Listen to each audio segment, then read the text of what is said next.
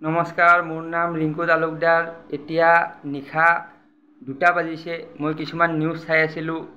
চাই থাকোঁতে মোৰ মনলৈ বহু প্ৰশ্ন আহিলে। জুবিন গাৰ্গৰ যিটো মৃত্যু হ'ল সেইটো স্বাভাৱিক মৃত্যু নহয়। তো তাৰে কাৰণবোৰ মই কৈ আছোঁ।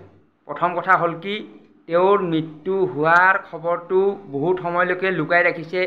8 ঘণ্টা 9 ঘণ্টা পিছত প্ৰেছক জনাইছে অসুস্থ বুলি, সেইবোৰ গ'ল।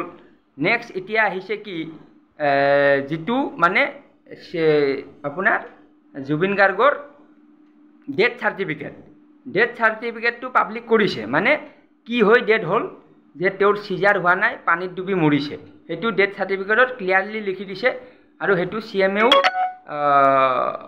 প্ৰেছ মিটত কৈছে যে চিজাৰ হোৱা নাই, পানীত ডুবি মৃত্যু বুলি জনাইছে।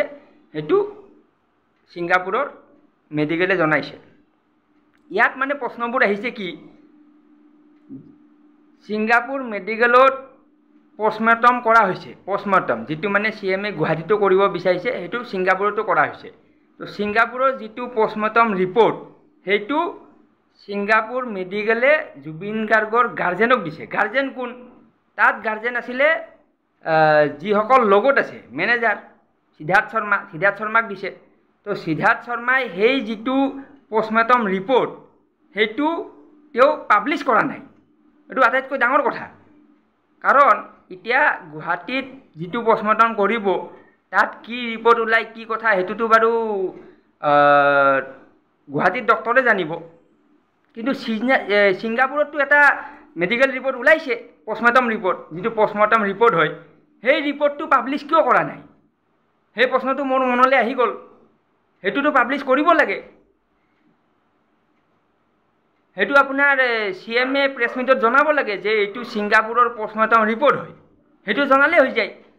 তো সেইটো জনোৱা নাই। এতিয়া গুৱাহাটীৰ ৰিপৰ্টটো কি ওলায়, সেইটোৰ ওপৰত সকলোৰে দৃষ্টি নিবদ্ধ থাকিব। আৰু গুৱাহাটীৰ ৰিপৰ্টটোত মোৰতো সন্দেহ আছে। কাৰণ কিয়, গুৱাহাটীত ডক্টৰে যিটো অৰিজিনেল ৰিপৰ্ট, সেইটো নক'বও পাৰে। ডক্টৰৰ ওপৰতো সন্দেহ আছে। কাৰণ ডক্টৰে ওপৰৰ পৰা যিটো অৰ্ডাৰ আহে সেইটোৱে কৰিব। আৰু যিটো অৰিজিনেল ৰিপৰ্ট ওলাব, সেইটোতো ডক্টৰেতো প্ৰেছক ডাইৰেক্টলি জনাব নোৱাৰে। ডক্টৰে জনাব, মানে যিজন মেডিকেল হেড তেওঁক জনাব। তেওঁ জনাব যিটো হেল্থ ডিপাৰ্টমেণ্টৰ হেড হয় তেওঁক জনাব। তেওঁ জনাব CMক। তো এইটো মানে গণ্ডগোল আছে। তো সেইকাৰণে কথাবোৰ কৈ আছোঁ যে ছিংগাপুৰৰ যিটো পষ্টমৰ্টম ৰিপৰ্ট, সেইটো পাব্লিছ কৰক। সেইটো কৰিলেতো কিছু কথা গম পোৱা যাব। ঠিক আছে, কথা আৰু আহি আছে, পিছত কৈ আছোঁ।